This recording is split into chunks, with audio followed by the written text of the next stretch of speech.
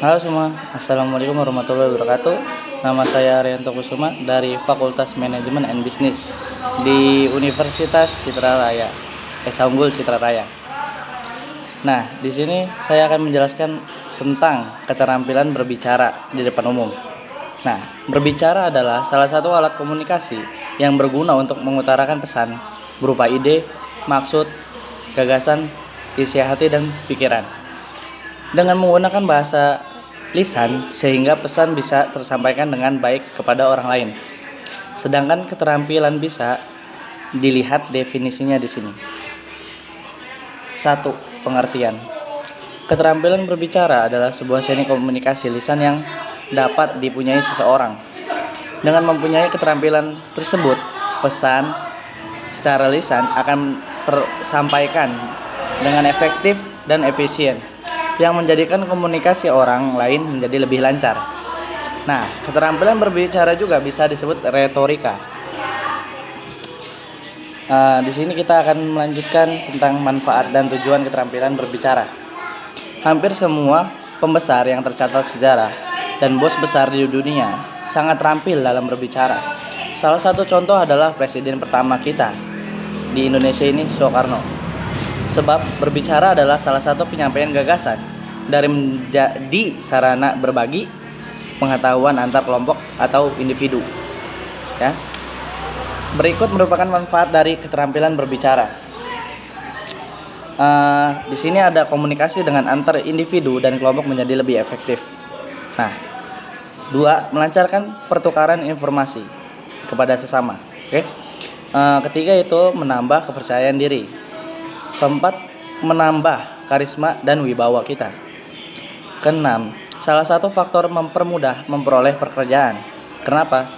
Dia bisa ngomong dengan misalkan konsumen lah ya. Dia akan lebih mudah dan terkait dengan konsumen. Ketujuh, menambah level nilai dalam diri. Cara mengasah keterampilan berbicara. 1.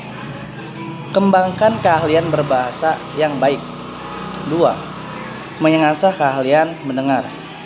3. Bersikap kritis terhadap setiap sudut pandang seseorang. Keempat, dalam keadaan emosional jangan paksakan untuk mengutamakan pendapat karena akan mungkin ngawur gitu. Kelima, memiliki teman belajar bersama seperti organisasi atau komunitas. Itu sangat penting karena akan menjalinkan hubungan kayak berbicara gitu yang menuju ke masa depan ataupun negatif juga ada. Untuk bisa mendapatkan manfaat dari keterampilan berbicara, terdapat cara dan tips untuk meningkatkan skill tersebut. Dan ini adalah tips dan penjelasan singkatnya. 1. Kembangkan keahlian berbicara yang baik. Hal pertama yang harus dikembangkan dalam bahasa adalah menambah pengetahuan kata atau kosakata, dan didukung dengan memperbanyak menulis dan membaca karena itu sangat penting. Nah, kedua, mengasah keahlian mendengar. Kenapa? Jadi perhatikan setiap perkataan yang dilontarkan oleh pembicara dalam menyampaikan argumen. Setiap perkataan yang didasarkan pembicara dalam menyampaikan argumen dan pendapat. Ketiga, bersikap kritis terhadap setiap sudut pandang seseorang.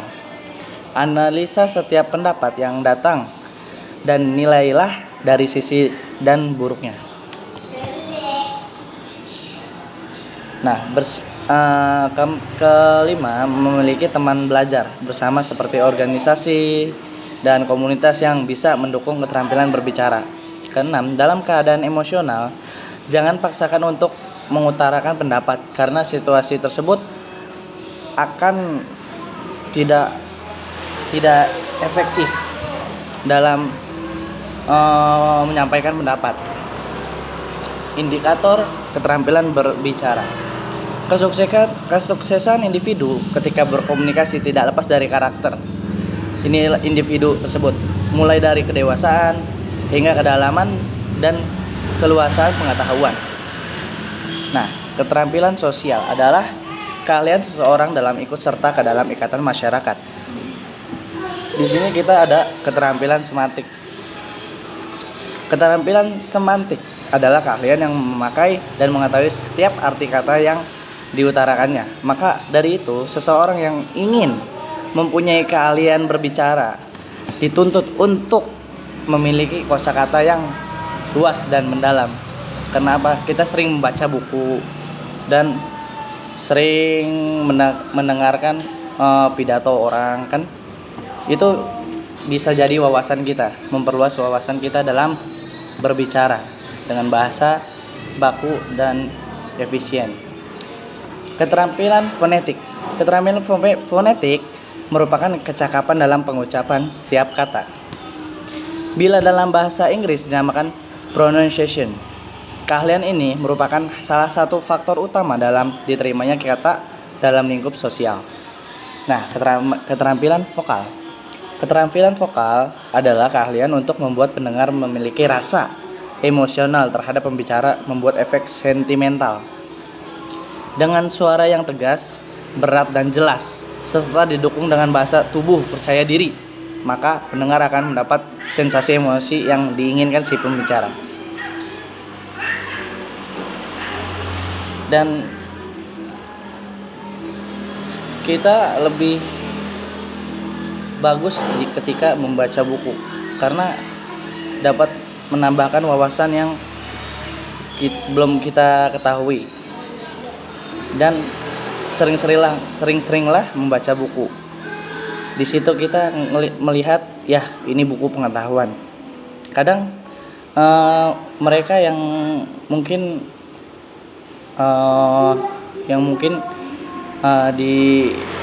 kurang ya dalam membaca, dia akan timbul malas gitu ya.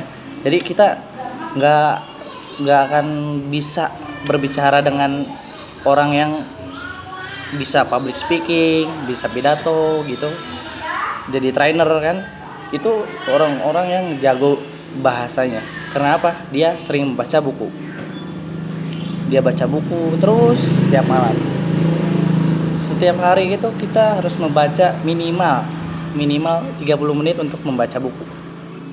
Karena apa? Kita soalnya tidak ada pemaksaan untuk membaca. Itu karena diri sendiri lah. Nah, dan di sini kita dalam mendengar itu mendengar ya. Kalau mendengar itu kita mengeksekusi kosakata yang dilontarkan oleh pembicara, dan kita ambil sisi positif dari pembicara tersebut. Dan mungkin saya sampai di sini saja penjelasan tentang keterampilan bahasa. Dan jangan lupa subscribe ya. Assalamualaikum warahmatullahi wabarakatuh. Bye.